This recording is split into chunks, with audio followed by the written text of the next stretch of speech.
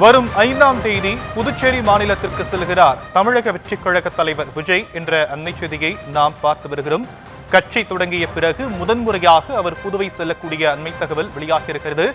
வரும் 5ஆம் தேதி புதுச்சேரியில் மக்கள் சந்திப்பு பயணத்தை மேற்கொள்ள இருப்பதான ஒரு தகவலும் கிடைக்கப்பட்டிருக்கிறது. கட்சி தொடங்கிய பின்னர் முதன்முறையாக புதுச்சேரிக்கு செல்கிறார் தமிழக வெற்றிக் கழக தலைவர் விஜய். விவரங்களை முடிய செய்தியாளர் ஜெரி வழங்க நாம் கேட்கலாம். ஜெரி, கட்சி தொடங்கிய பிறகு முதன்முறையா புதுச்சேரிக்கு விஜய் செல்லக்கூடிய நிலையில அங்கு என்னென்ன திட்டங்கள் திட்டப்பட்டிருக்கு? வணக்கம். தமிழக வெற்றி கழக தலைவர் விஜய் தொடர் சுற்றுப்பயணம் மேற்கொண்டிருக்கக்கூடிய சூழலில் கரூரில் சுற்றுப்பயணம் மேற்கொள்ளும் பொழுதுதான் கூட்ட நெரிசல் காரணமாக 41 பேர் உயிரிழந்தனர். அதனைத் தொடர்ந்து ஏறத்தாழ 55 நாட்கள் அந்த சுற்றுப்பயணம் கைவிடப்பட்டிருந்தது.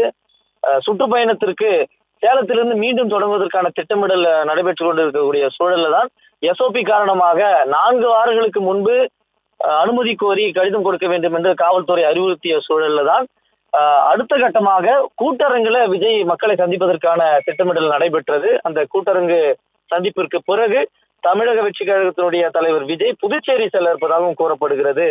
அதாவது புதுச்சேரியில காலை 9 மணி முதல் மாலை 5 மணி வரை இந்த மக்கள் சந்திப்பு நடைபெறும் என காவல்துறையிடம் கடிதமும் வழங்கப்பட்டிருக்கிறது.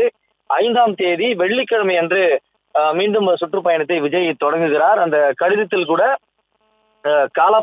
காலப்பட்டில் தொடங்கி அஜந்தா சிக்னல், உப்பளம், வாட்டர் டேங்க், மரப்பாலம், அரியாங்குப்பம், தவளக்குப்பம், கிருமாப்பாக்கம், கன்னியாகுமரி வழியாக வருகை புரிந்து மக்களை சந்திக்க இருப்பதாகவும் விஜய் அந்த கடிதத்தில் நிர்வாகிகள் குறிப்பிட்டிருக்கிறார்கள். முதல் முறையாக கட்சி தொடங்கி விஜய் புதுச்சேரி செல்ல இருப்பதாக புதுச்சேரி தொண்டர்களும் உற்சாகத்தில் இருப்பதாகவும் கூறப்படுகிறது. அதாவது இதுவரை கட்சி தொடங்கி முதல் முறையாக விஜய் வருவதற்கான ஏற்பாடுகளும் தீவிரமாகவும் நடைபெற்று வருகிறது. இந்த சூழலில் தான் காவல்துறையிடம் அனுமதி கடிதம் கொடுக்கப்பட்டிருக்கிறது. ஆனால் இதுவரை காவல்துறையிடம் எந்த பதிலும் வரவில்லை என்பதும் குறிப்பிடத்தக்கது.